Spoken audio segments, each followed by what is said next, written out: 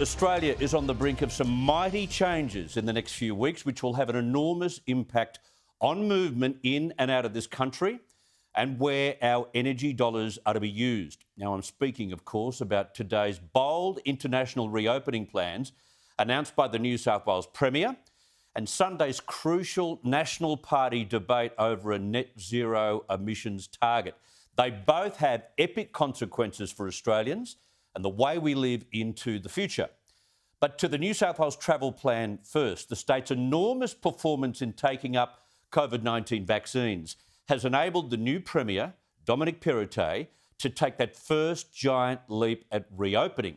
And so he announced today that from November the 1st, Australians returning home and tourists, he said, arriving into New South Wales will require a double vaccination certificate and test prior to departure.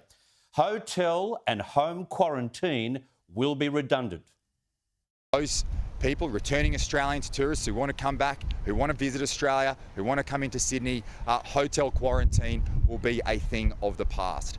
We will require that, which will work with the Commonwealth Government, that those people coming into Australia, whether it's a tourist or returning Australian, that you will need to do a PCR test before you board the flight, and that you will need to show proof of that you're double vaccinated. Now, it's fair to say that these brave, new, more relaxed protocols took both Queensland and Victorian government by surprise today, but what New South Wales has done will surely be a template for all jurisdictions once they reach their 80% fully vaccinated level. Now, that's the logical way forward. We need to live with high infection numbers. We need to trust the protection offered by vaccinations. Don't keep us shut down. And we need to catch up with the rest of the world economically. Every major business body this afternoon, from the Australian Chamber of Commerce and Industry to the Australian Industry Group, and of course all the airlines, have applauded the New South Wales roadmap. It is the reason the nation got jabbed. We want our freedoms back. It is what we expected to happen. Australia can't live in a safe, partially COVID-free bubble for another year. Some won't put up with it for another day.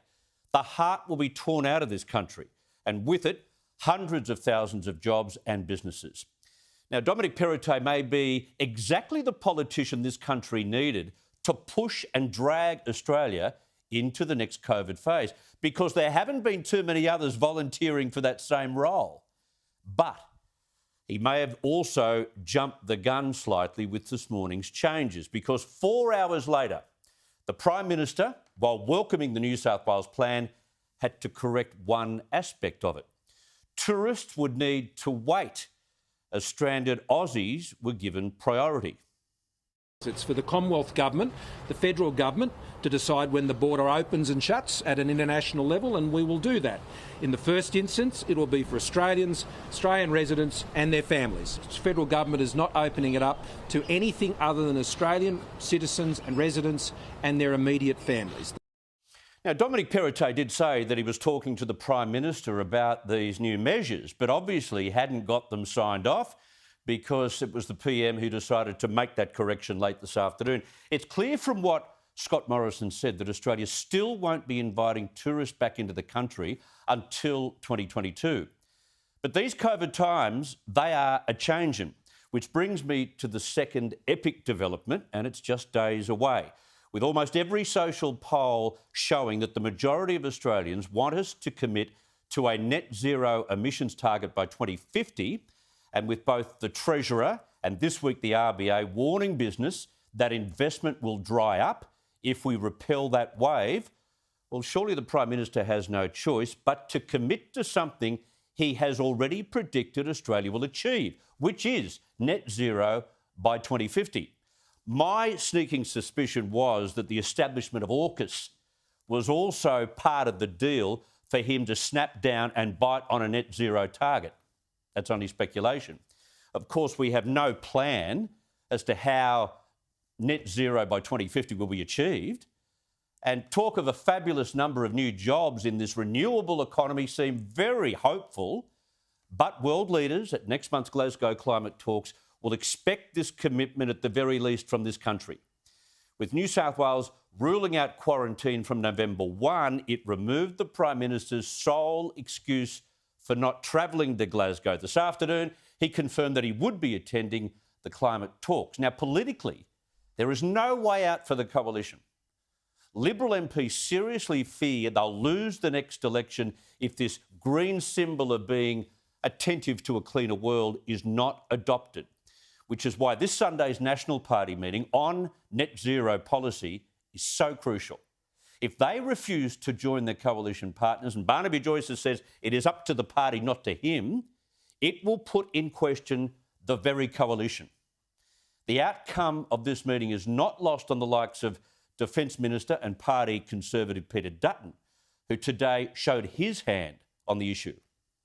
You know, from my perspective, I want zero 2050, but I want to do it particularly from a state perspective like mine, where we can have certainty for those communities. And that's what the Nats are fighting for, and that's what the Coalition has always fought for, and it's why we won those seats at the last election. So we'll get the balance right. I think that we can arrive at an agreement and, you know, this will happen over the next few days. But I think it's incredibly important that the Nats are allowed to have their party room to discuss it, to air all of these issues. So all the key sectional leaders in the Liberal Party are now over the line. Peter Dutton there, Josh Frydenberg, the Prime Minister and others. The week ahead will be fascinating as other states and territories consider the bold initiative taken today by New South Wales on reopening international borders and, I might say, a departure away from the national plan to have a home quarantine component. And by Sunday night, we'll also know whether the climate wars have ended or whether the war has only just begun between the two coalition partners. As they say in the air, in times of drama, brace yourself for impact.